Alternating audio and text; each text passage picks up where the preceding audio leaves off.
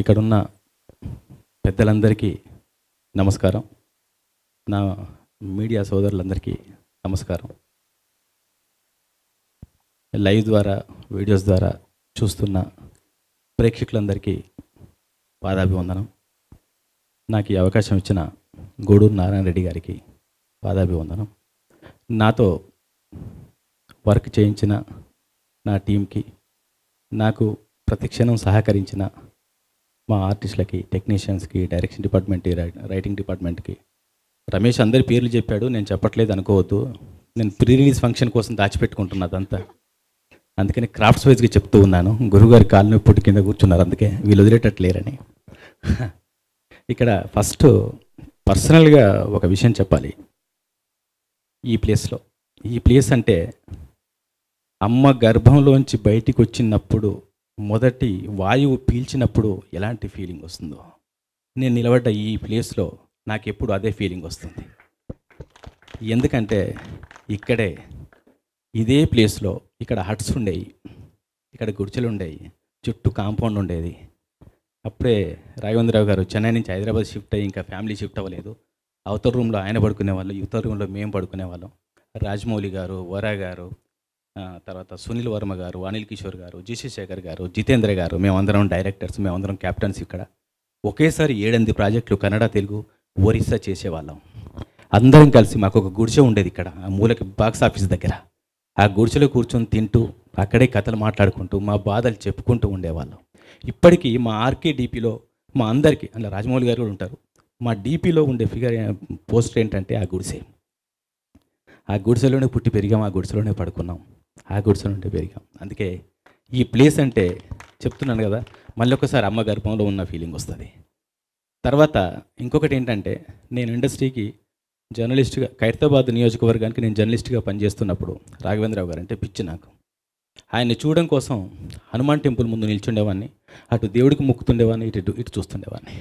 ఆయన కనిపిస్తే చాలని. ఏ కారులో నుంచి వస్తున్నారో తెలియదని. నిజానికి అప్పటికి హైదరాబాద్కి షిఫ్ట్ అవ్వలే, ఆయన వచ్చేవాళ్ళు కాదు. ఏ కారు వచ్చినా ఆయన అనుకుంటున్నాను. ఆ తర్వాత 1 ఇయర్లో డైరెక్టర్ గారి దగ్గరికి వచ్చిన తర్వాత, ఆయన దగ్గరికి వచ్చిన ఓన్లీ థర్డ్ మంత్లో నన్ను గుర్తించారు. ఓన్లీ 3 మంత్స్లో నన్ను టీవీ మీడియాకి డైరెక్టర్ని చేశారు, మనోయజ్ఞం అనే సీరియల్కి. అదే టైంలో నేను మనోయజ్ఞం, రాజమౌళి గారు శాంతినివాసం, మా వర గారు రాఘవేంద్ర లీలలు, అందరం కలిసి చేసేవాళ్ళం ఒకేసారి.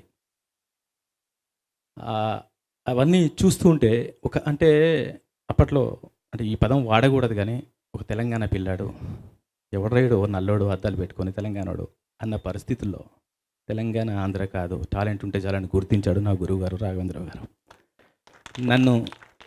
నన్ను మీ అందరికీ ఆ రోజే పరిచయం చేసిన తర్వాత, ఒక బండరాయిని, నల్లటి బండరాయిని 20 సంవత్సరాలు ఆయన శిల్పంగా చెక్కి ఫిల్మ్ ఇండస్ట్రీలో, టీవీ ఇండస్ట్రీలో, ఎలక్ట్రానిక్ మీడియాలో, అడ్వర్టైజ్మెంట్ రంగంలో నన్ను ఒక శిల్పంగా నిల్చోబెట్టారు రాఘవేంద్రరావు గారు. రాఘవేంద్రరావు గారు లేకపోతే నాకు జీవితం లేదు. మా నాన్న నన్ను కనిపించాడు, రాఘవేంద్రరావు గారు నాకు జీవితాన్ని ఇచ్చారు. రాఘవేంద్రరావు గారు, నేను ఒక అమ్మాయిని ప్రేమించానంటే, ఆ ఇంట్లో ఆ అమ్మాయి వాళ్ళు ఒప్పుకుంటలేరంటే, వాళ్ళ ఇల్లు ఎక్కడో సందులో ఉంటే నడుచుకుంటూ వచ్చి మా ఆర్కా మీడియా చిన్న గారు, రాఘవేంద్రరావు గారు వచ్చి, పెళ్లి చేస్తారా చేయరా మా అబ్బాయి అంటే, ఇంకేం చేస్తారు, మూసుకుంటారు. అబ్బాయి అక్కడే కూర్చోబెట్టి ఇమీడియట్గా పీటల మీద అక్కడే కూర్చోబెట్టి ఎంగేజ్మెంట్ చేశారు మాది. ఇమీడియట్గా పెళ్ళి అవుతుంది, ఫ్లాట్ కావాలి అంటే, మూసాపేటలో ఫ్లాట్ చూశాను కానీ ఇమీడియట్గా అడ్వాన్స్ ఇచ్చారని ఒక చెక్ ఇచ్చేశారు. మ్యారేజ్కి ఎంత ఖర్చు అవుతుంది అనగానే ఒక చెక్ ఇచ్చేశారు. ఒక హైదరాబాద్కి, బ్రదర్స్ మీరు నమ్మండి, హైదరాబాద్కి పొట్ట చేత పట్టుకొని ఒక ఎయిమ్తో వచ్చిన వాడు ఓన్లీ ఒకే నెలలో సాయంత్రం కారు కొనుక్కొని, ఒక ఫ్లాట్ కొనుక్కొని, ఒక అమ్మాయిని పెళ్లి చేసుకొని, ఇష్టమైన అమ్మాయిని పెళ్లి చేసుకొని, ఆ తర్వాత ఒక డైరెక్టర్గా చలామణి అవ్వడం మామూలు విషయం కాదు. ఇవన్నీ రాఘవేంద్రరావు గారి వల్ల జరిగినాయి. తర్వాత నా పెద్ద బిడ్డ పుట్టినప్పుడు ఊయల్లో వేసి పేరు పెట్టడానికి వచ్చారు. నా చిన్న బిడ్డ పుట్టినప్పుడు ఊయల్లో వేసి పేరు పెట్టడానికి వచ్చాడు. నేను ఇంకొంచెం బాగుపడి ఇంకొక పెద్ద ఇల్లు కట్టుకుంటే మళ్ళీ గృహప్రవేశానికి వచ్చాడు. నా ఇంట్లో సత్యనారాయణ వ్రతం జరిగినా, పూజ జరిగినా, ఏమీ జరిగినా నా తండ్రి నా తోడే ఉంటాడు. ఈరోజు కూడా ఇక్కడికి వచ్చి, మీకు తెలుసు రాఘవేంద్రరావు గారి క్యారెక్టర్, రాఘవేంద్రరావు గారు కాంట్రవర్సీకి ఆమడ దూరంలో ఉంటారు.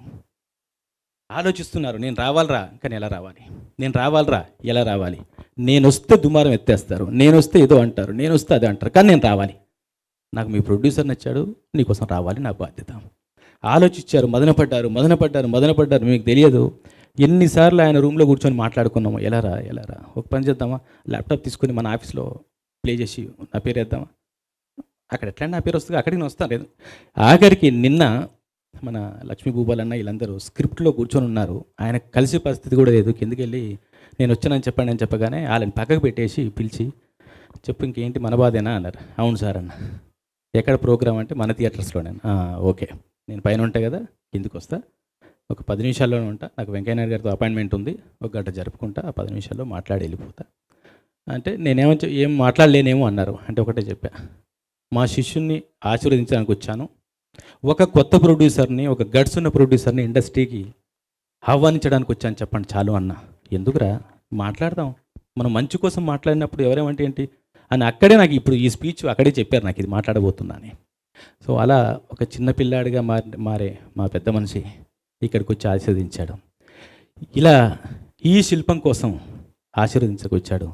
ఈ శిల్పానికి ప్రాణం పోసిన గూడూరు నారాయణ రెడ్డి గారిని, ఈ శిల్పాన్ని విగ్రహంగా మార్చి ఉత్సవ విగ్రహంగా ఈరోజు ఊరేగిస్తున్న గూడూరు నారాయణ రెడ్డి గారిని కూడా మా పెద్దనని కూడా ఆశీర్వదించడానికి, ఆహ్వానించడానికి నా గాడ్ ఫాదర్ రావడం నా అదృష్టం. నన్ను నా విగ్రహానికి ప్రాణం పోసిన గూడూరు నారాయణ రెడ్డి గారికి నా గుండెల్లో రాఘవేంద్రరావు గారి ప్లేస్ తర్వాత గూడూరు నారాయణ రెడ్డి గారి ప్లేస్ కూడా ఆటోమేటిక్గా ఉంటుంది, అందులో డౌటే లేదు. ఎందుకంటే మా రక్తంలోనే ఉంది పూర్వీకుల్ని గుర్తుంచుకోవడం, మా రక్తంలోనే ఉంది చరిత్రని గుర్తుంచుకోవడం, మా రక్తంలోనే ఉంది మూలాల్ని గుర్తుంచుకోవడం, మా రక్తంలో ఉంది అస్తిత్వాన్ని గుర్తుంచుకోవడం, మా రక్తంలోనే ఉంది అసలు నువ్వెవరు ఎక్కడి నుంచి వచ్చావని గుర్తుంచుకోవడం. అందుకే గుర్తుంచుకున్నాం కాబట్టే రజాకార్ బయటకు వచ్చాను. రజాకార్ సినిమా వస్తున్నప్పుడు కొన్ని మెసేజ్లు వస్తాయి, నిన్న మొన్న కొన్ని మెసేజ్లు వచ్చినాయి, బెదిరింపు కాల్స్ వస్తాయి, తర్వాత కింద వీడియోస్లో అనుగారు అన్నట్టు వీడియోస్లో కింద కామెంట్స్ వస్తాయి.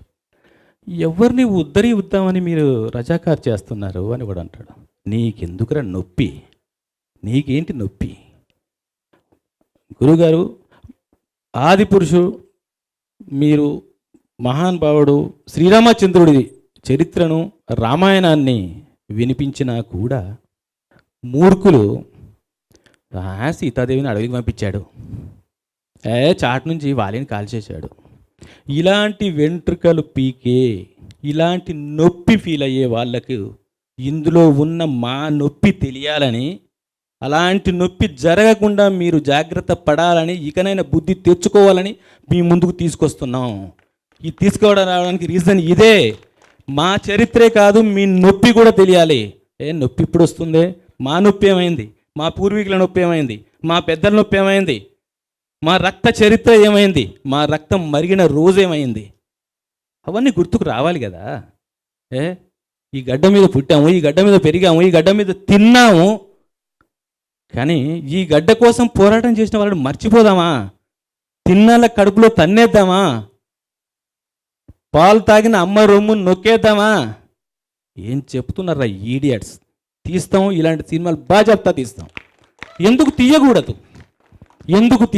నా చరిత్రను నేను చెప్పుకోలేకపోతే, నాకు స్వాతంత్రం వచ్చింది సెప్టెంబర్ 17 అని డమ్కి వాయించుకుంటూ చెప్పాల్సిన కర్మ ఈరోజు ఎందుకు వచ్చింది?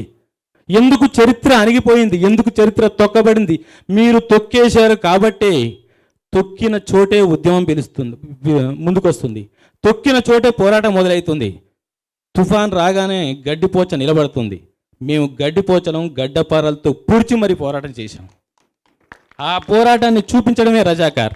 మా గురువుగారు చెప్పినట్టు హైదరాబాద్కు మాత్రమే శాశ్వతం కాదు, భారతదేశానికి మాత్రమే శాశ్వతం కాదు, ప్రపంచ దేశాల్లో అణచివేతకు గురైన, అవమానానికి గురైన ఏ పేదవాడైనా, హిందూ అయినా ముస్లిం అయినా, పేదవాడే. అణచివేతకు గురయ్యేవాడు ఏదో ఒక రోజు ఆలోచనకు రాకమానడు, ఆవేశం రాకమానదు, పోరాటం చేయకమానడు. అదే జరిగింది, అదే చెప్తూ ఉన్నాం. ఇక్కడ ఒకటే చెప్తున్నాను, మీకు ఒక మతం గురించి మాట్లాడితే మతంలో ఉన్న ధనికుడే గొప్పగా ఎందుకు కనిపిస్తున్నాడు? ఒక పేదాడు ఎందుకు కనిపించట్లేడు? ఆ రోజు పల్లెటూరులో ఉన్న అమీనమ్మ కూడా రేప్ చేయబడింది. అప్పుడేం పీకారు? వాళ్ళు మీ మతం కాదా? అంటే మీరు కూడా మతంలో ఉంటే పేదోళ్ళని పట్టించుకోరా? బలిసిన వాళ్ళని పట్టించుకుంటారా? బలిసిన వాళ్ళకి భజన చేస్తారా? బ్రదర్స్, చరిత్ర తెలుసుకోండి. నా నా సోదరులకి, నా రక్తం పంచుకు పుట్టిన నా మీడియా మిత్రులకి చెప్పేది ఏంటంటే, దీన్ని మీరు భుజస్కంధాల మీద తీసుకుపోవాల్సిన అవసరం ఉంది. నేను ఇప్పుడే చెప్తున్నా, సురేష్ అన్న, సుధాకర్ అన్న, వంశీభయ్య, మీరందరికీ లైట్లో నాకు కొందరు అందరికీ అనిపిస్తలేరు. నా సినిమాకి రేటింగ్ ఇవ్వద్దు. చరిత్రని రేటింగ్తో కొల్చకండి. ఇది చరిత్ర. నా సినిమాకి దయచేసి మీకు పాదాభివందనం చేస్తున్నాను. నాకు రేటింగ్ ఇవ్వద్దు. నా నెక్స్ట్ సినిమాకు 0 రేటింగ్ ఇవ్వండి, నేను ఒప్పుకుంటా. ఇది చరిత్ర. నేను తక్కువ రేటింగ్ వస్తుందని భయపడట్లే, బట్ రేటింగ్తో ఒక చెరలో పెట్టొద్దని అంటున్నాను. చరిత్ర భయ్, చరిత్రను భుజాల్లో పెట్టుకోండి. అనసూయ గారు చెప్పినట్టు మేము ప్రాణాలకు తెగించాం, ఆయన ఆస్తులు వదులుకున్నారు. మీకు తెలీదు, చాలామంది అంటరాని వాళ్ళలాగా చూస్తున్నారు. పోరాటం చేస్తే అంటరానిలాగా చూస్తారు. చూడడం ఏంటి? యుద్ధం చేస్తే అంటరాని వాళ్ళలాగా చూడడం ఏంటి? యుద్ధం చేయకపోతే స్వతంత్రం ఎట్లా వచ్చింది? యుద్ధం చేయకపోతే జీవితం ఎట్లా ఉంది?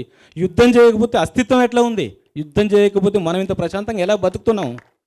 ఈరోజు యుద్ధం చేస్తున్నాం కాబట్టే ప్రపంచ దేశాలు గుర్తించే పరిస్థితి వస్తుంది. రజాకార్ అంటే ఎలాంటి నీచుడో, ఎలాంటి అన్యాయం జరిగిందో అది తెలియజేయడానికే మీ ముందుకు వస్తున్నాం తప్ప ఎవరినో ఉద్దేశించింది కాదు. నాకు ఈ రామాయణ మహాభారతాల గురించి మా మేడం తన పేరు చెప్పొద్దన్నారు. మార్నింగ్ ఫోన్ చేసి మరి గుర్తు చేశారు. ఇలా చెప్పండి, మీరు రామాయణం చూసినప్పుడు మంచిని గుర్తించండి. మీరు ఎక్కడో ఫీల్ అయ్యి దాన్ని మీరు చెడుగా తీసుకున్నారు. అది చెడు కాదు, మీరు చెడుగా ఫీల్ అయ్యి రామాయణమే విషవృక్షం అని, ఇంకోటని మీ మూర్ఖత్వాన్ని మా మీద రుద్దకండి. ఇది మా పురాణం, మహాభారతం, రామాయణం, భాగవతం, ఇవన్నీ.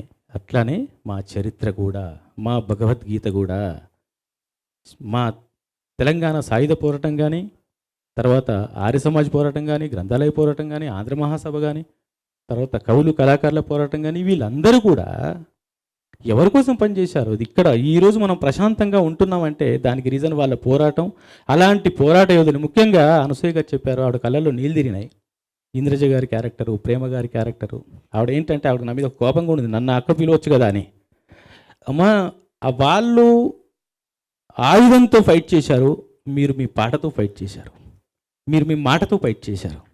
అందుకనే మా దృష్టిలో మీరు కూడా మా ప్రథమ వీరనారియే, అందులో డౌటే లేదు. సో ఇలాంటి అవకాశం ఇచ్చిన గూడూరు నారాయణ రెడ్డి గారికి, నా కోసం పనిచేసిన, మన సినిమా కోసం పనిచేసిన టెక్నీషియన్స్కి, ఆర్టిస్టులకి, నేను ఎప్పుడు ఇంటికి వెళ్ళినా మన్నించిన నా ఫ్యామిలీకి మంచిగా పట్టించుకొని, తర్వాత అందరు టెక్నీషియన్స్ అందరు పేరున నేను అక్కడ చెప్తా. ప్రీ రిలీజ్ ఈవెంట్లో ఈరోజు పేరు చెప్పట్లేదని ఎవ్వరు ఫీల్ అవ్వద్దు దయచేసి. అందరి పేర్లు అక్కడ చెప్తాను.